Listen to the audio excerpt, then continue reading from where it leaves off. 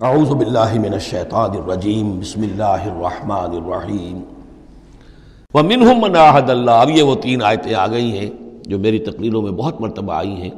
ہم مسلمانان پاکستان کے لیے خاص لمحہ فکریہ ہیں۔ مدینہ کے منافقین کی ایک خاص قسم کا تذکرہ ہو رہا ہے۔ ومنہم من عاہد اللہ، ان میں سے وہ لوگ بھی ہیں جنہوں نے اللہ سے عہد کیا تھا، لئن آتانا من فضلہ، اگر اللہ ہمیں اپنے فضل سے نواز دے گا، غنی کر دے گا، دولت دے دے گا، دولت مند کر دے گا، لنصدقن ولنکونن من الصالحین، ہم خوب صدقہ خیرات کریں گے اور نیک بن جائیں گے۔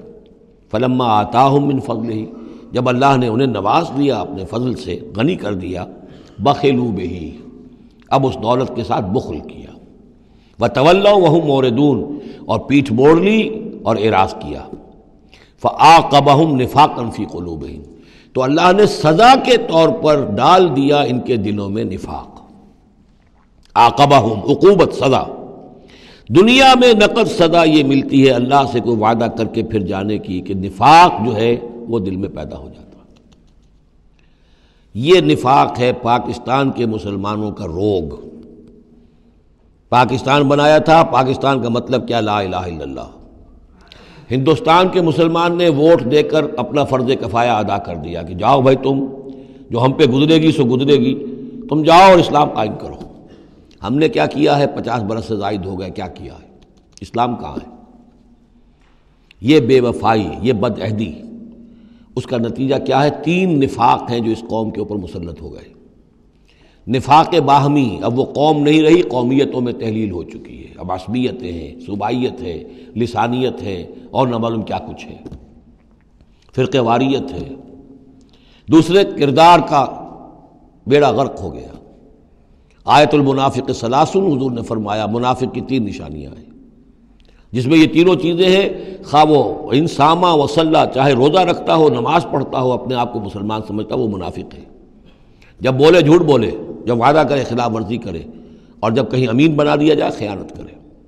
وہ دیکھ لیجئے اپنی قوم کو، جو جتنا بڑا ہے، الا ماشاء اللہ، ایکسیپشنز پروو دی رول، قانون یہی ہے، جو جتنا بڑا اتنا ہی جھوٹا، اتنا ہی خائن، اور اتنا ہی وعدہ خلاف۔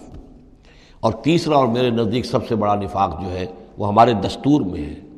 دی most secret document of state is the constitution. اور منافقت کا پلندہ ہے کہ ایک ہاتھ سے اسلام داخل کرتے ہیں، دوسرے سے نکال دیتے ہیں۔ ایک دفعہ دیکھیں تو اسلام ہی اسلام، کیا اللہ، اتنی بڑی بات۔ No legislation can be done repugnant to the Quran and the Sunnah. ہو اتنی بڑی بات۔ یہ تو معلوم ہوتا ہے کہ سورہ الحجرات کی پہلی آیت کا ترجمہ کر کے دستور میں لکھ دیا، لیکن اس کے ساتھ ہی اس کے اوپر کوئی اس پہ عمل کرنا ضروری نہیں ہے، وہ لکھی رہے گی بس۔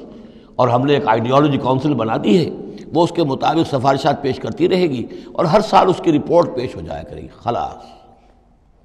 کوئی اس میں سینکشن نہیں، کوئی اس کے نافذ کرنے کی کوئی ذمہ داری نہیں، کوئی پابندی نہیں۔ فیڈرل شریعت کورٹ، کیا کہنے ہیں فیڈرل شریعت کو، بڑے بڑے چوٹی کے علماء، اور کیا کیا تنخواہیں ان کو ملی ہیں، اور کیا کیا مراعات ملی ہیں، وہ سب کچھ ہے، لیکن صورت کیا ہے؟